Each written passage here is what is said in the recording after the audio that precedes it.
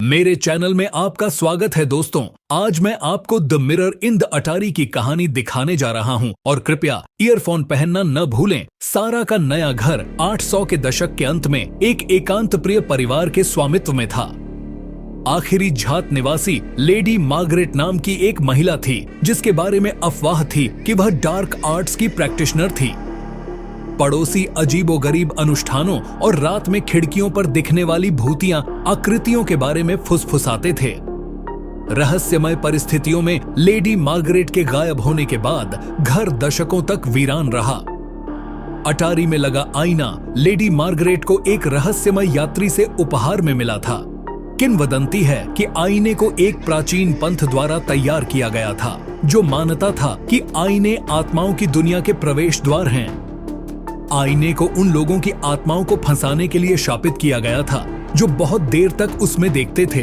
उनके डर और निराशा को बढ़ावा देकर अभिशाप को मजबूत करते थे। आईने की खोज के बाद सारा को ज्वलंत बुरे सपने आने लगते हैं। वह बिना चेहरे वाली एक काली आकृति का सपना देखती है जो उसके बिस्तर के पैर पर खड़ी है और उसका नाम फुसफुसा रही है। ये बुरे सपने हर रात और भी तीव्र होते जाते हैं जिससे सारा अपने शरीर पर रहस्यमय खरोंचों और गीले बालों के साथ जागती है जैसे कि वह किसी तूफान में बाहर रही हो। आईना सारा पर अधिक नियंत्रण करना शुरू कर देता है। एक शाम अपने बेडरूम के शीशे के सामने अपने बालों को ब्रश करते समय वह देखती है कि उसका प्रतिबिंब उसे देखकर मुस्कुरा रहा है जबकि उसका अपना चेहरा भावहीन है। उसका प्रतिबिंब एक भयावह देरी के साथ उसकी हर हरकत की नकल करना शुरू कर देता है जो एक अदृश्य शक्ति का संकेत देता है जो धीरे धीरे उस पर हावी हो रही है। सारा एवलिन की डायरी पढ़ना जारी रखती है जिससे पता चलता है कि एवलिन दर्पण को नष्ट करने के लिए एक अनुष्ठान करने की कोशिश कर रही थी। एवलिन को अपने पिता के अध्ययन में एक प्राचीन पुस्तक मिली थी जिसमें बताया गया था कि दर्पण के अभिशाप को कैसे तोड़ा जाए, लेकिन अनुष्ठान पूरा करने से पहले ही उसे ले जाया गया। सारा को एहसास होता है कि उसे खुद को और अपने परिवार को बचाने के लिए एवलिन द्वारा शुरू किए गए काम को पूरा करना होगा। सारा को पता चलता है कि दर्पण में दिखाई देने वाली काली आकृति वास्तव में लेडी मार्गरेट की प्रतिशोधी आत्मा है जो एक अनुष्ठान के गलत होने के बाद दर्पण में फंस गई थी।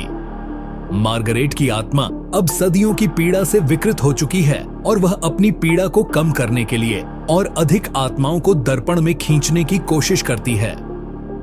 अभिशाप को तोड़ने के लिए दृढ़ संकल्पित सारा एवलिन की डायरी में वर्णित अनुष्ठान के लिए सामग्री इकट्ठा करती है। ऑब्सीडियन का एक टुकड़ा, नमक के पानी की एक शीशी और एक जलती हुई मोमबत्ती। जैसे ही वह अटारी में अनुष्ठान शुरू करती है तापमान गिर जाता है और छाया उसके चारों ओर घूमने लगती है।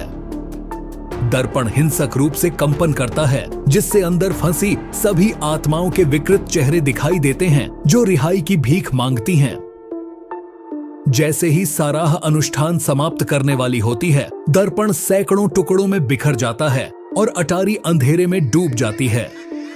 लेडी मार्गरेट की आत्मा टुकड़ों से निकलती है, क्रोधित और हताश।